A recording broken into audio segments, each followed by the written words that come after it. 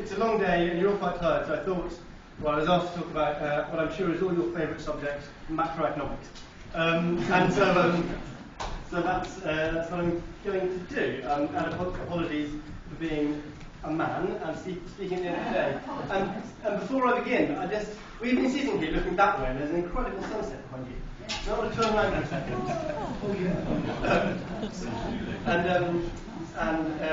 I was trying to think of some great punchline to doing that, but I can't.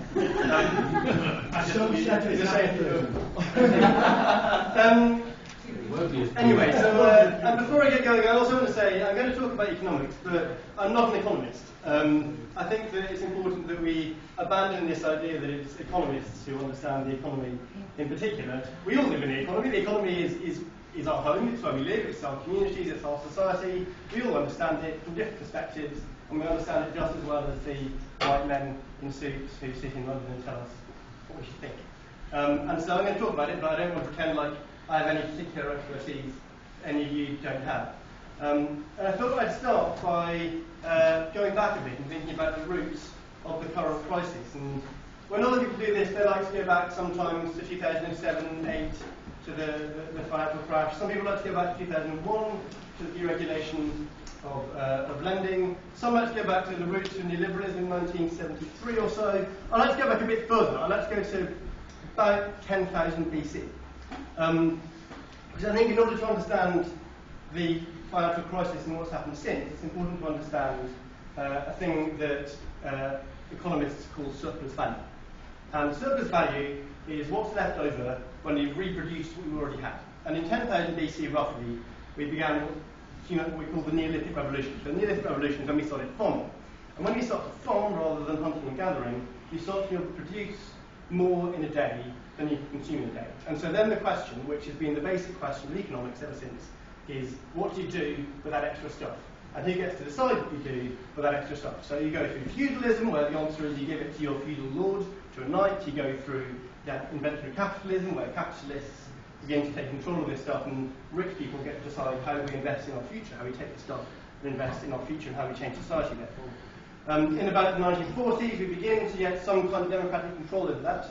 So we begin to nationalise some things, take them into some kind of democratic control, and that's the social democratic era. And then from about 1973, the invention of neoliberalism, for a bunch of complex reasons, those industries start to be privatised, regulations start to be stripped back, cuts start to begin, and those decisions, that question, how do you take, once you produce everything you already have in your day's work, and you make extra, what do you do with that extra? That decision starts to get handed in the form of profits to rich people. And so, what do they do with it? Well, they invest their money increasingly not in productive things that are good for all of us, because they're not all of us, they have specific interests, they're rich people. They invest them in particularly the financialisation of the economy, so they invest in the City of London, in that boom, and they use that power to break down regulations that people had fought for in the city. They invest in the housing bubble, so they push up the price of housing across the country, which is bad for most people. If you own a house, it's good, but if you don't own a house, that's bad for you. And so this happened until about 2001. And in 2001, there were two particular things that happened. There was the dot-com bubble that burst, and there was 9/11. And at that point, everyone assumed there was going to be a recession. And the people in the city got together and they thought, well, what can we do to fix this? Because the long-term cause of that recession, although there were specific events, the long-term cause had been that wages had been stagnating. That's what they worked out for a long time. People were buying less and less stuff from the rich, and of course the rich can only remain rich if we keep buying stuff from them. So they made this decision, okay, what we're going to do to prevent this recession is make it easier for people to borrow. And so you start to get this process of massive mortgages. People are encouraged to buy their house on 110% loans, and so on. And also, you get more and more deregulation of the system. So you have increased a whole load of complex things that the bankers are allowed to do in order to gamble with our money. And so, again, we have this basic concept that starts with the Neolithic Revolution. That work we've had extracted from us, so we do some work. The money is taken once we've, above what we need to reproduce ourselves, money is taken away from us.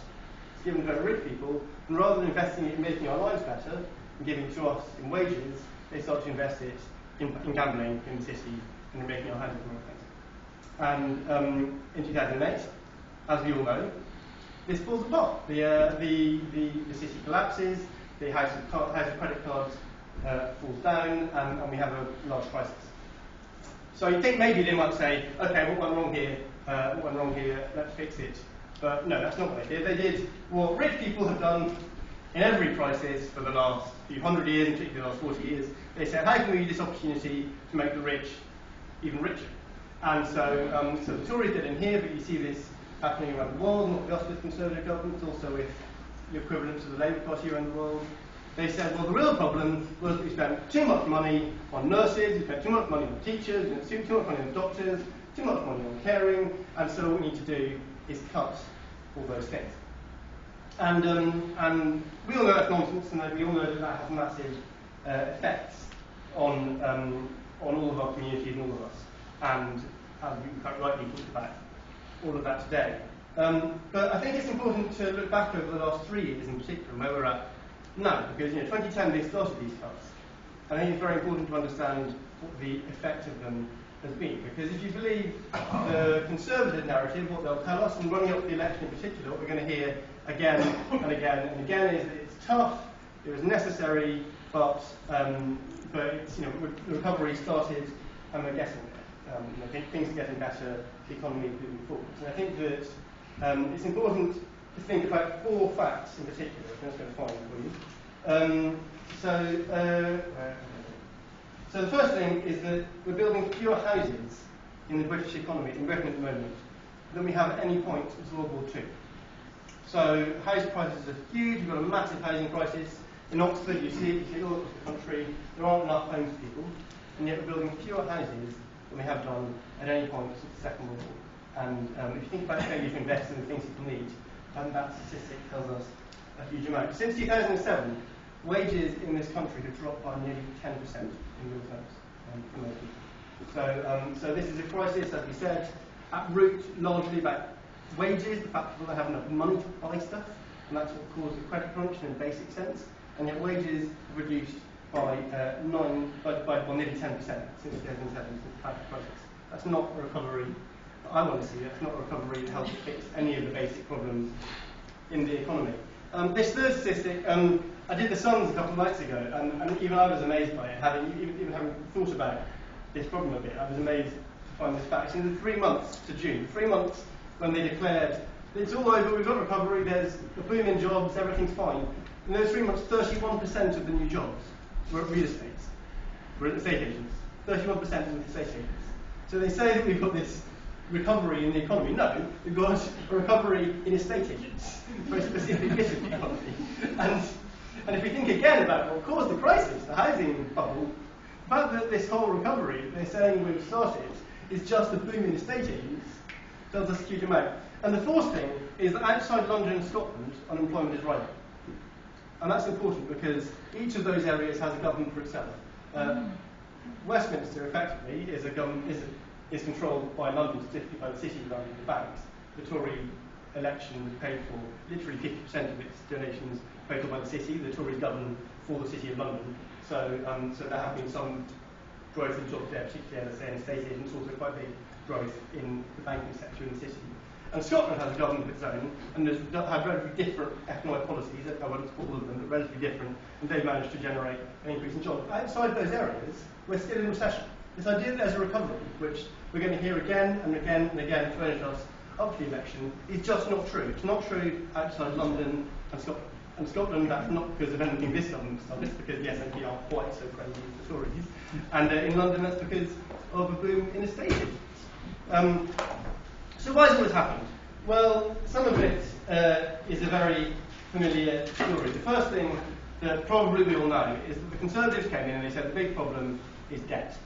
And that was, to put it very simply, a lie.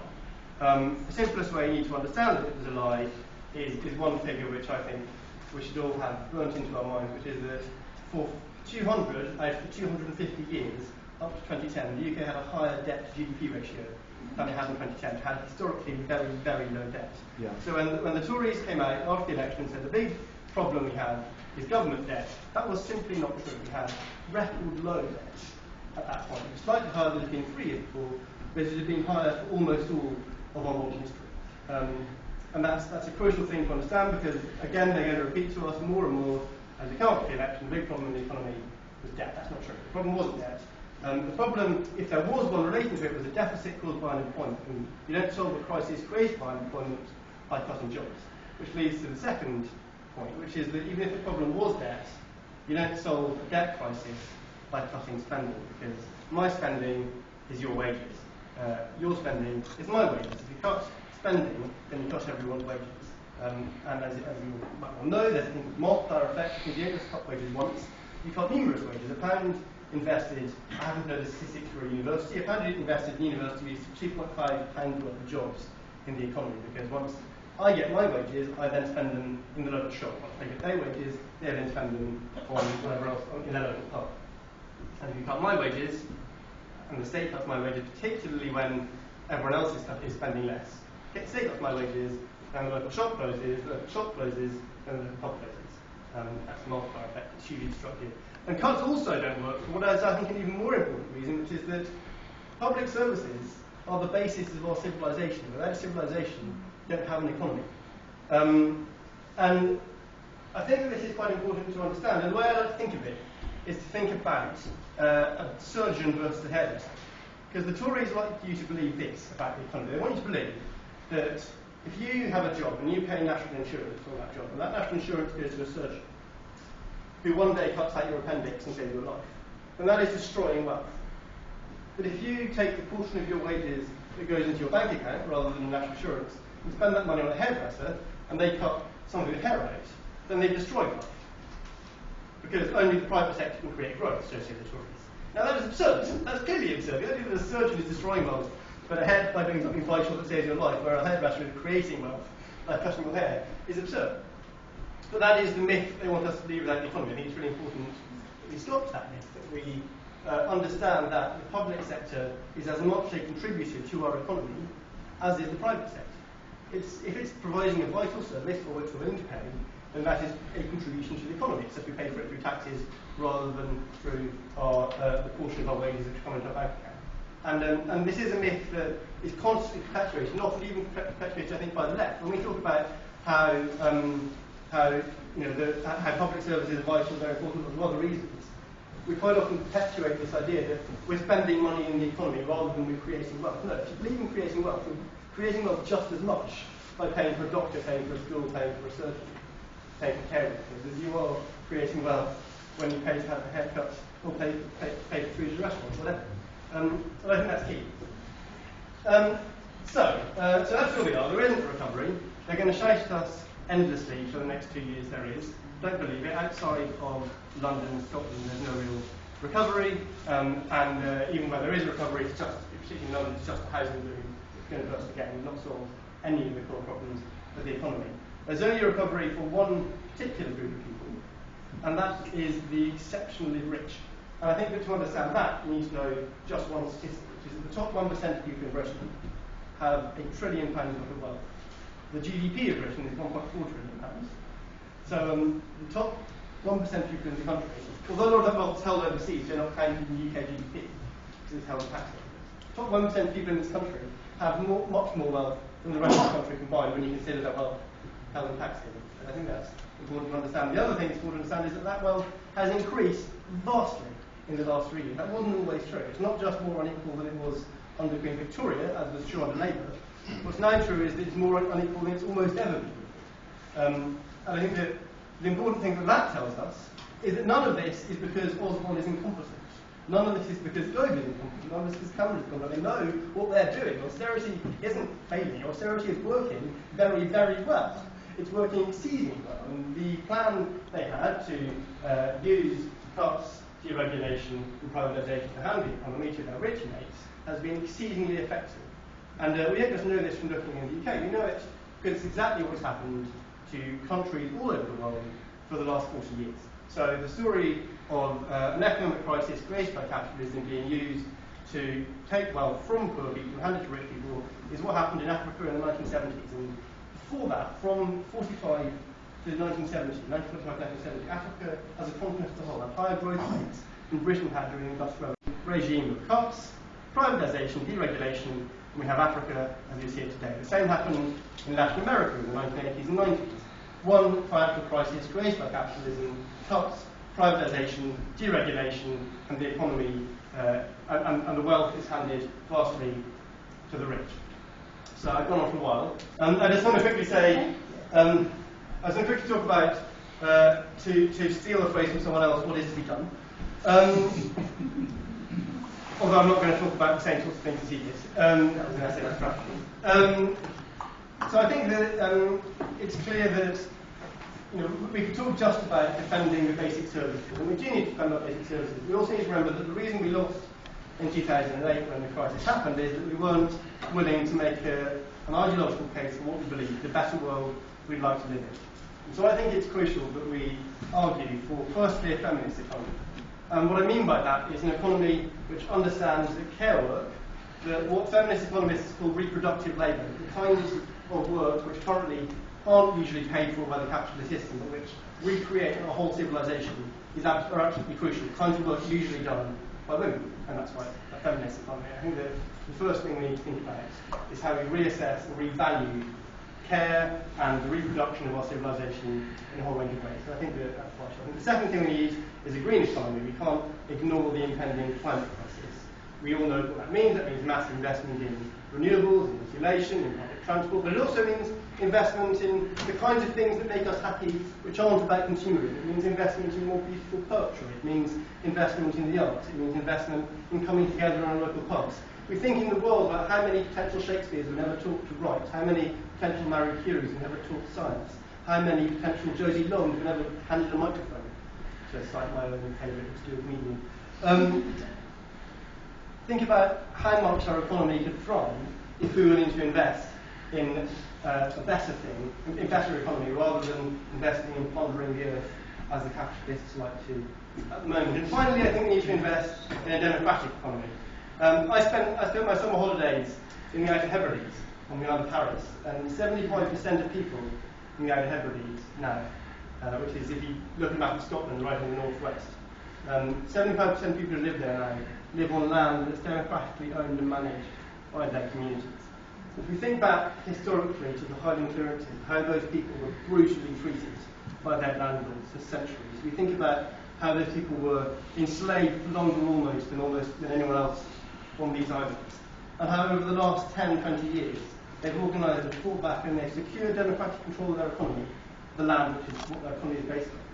And the impact that's had on their community. Everyone across Scotland said, you can't do this. All the power address said, this is impossible, you'll fail. People can't be trusted to run their own affairs democratically.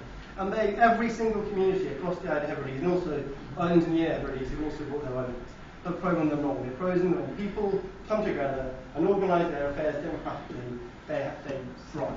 They've enriched their community, they're happier, they've had people moving there, they've invested in significant renewables, they're powering themselves without polluting the world around them. It's just incredible.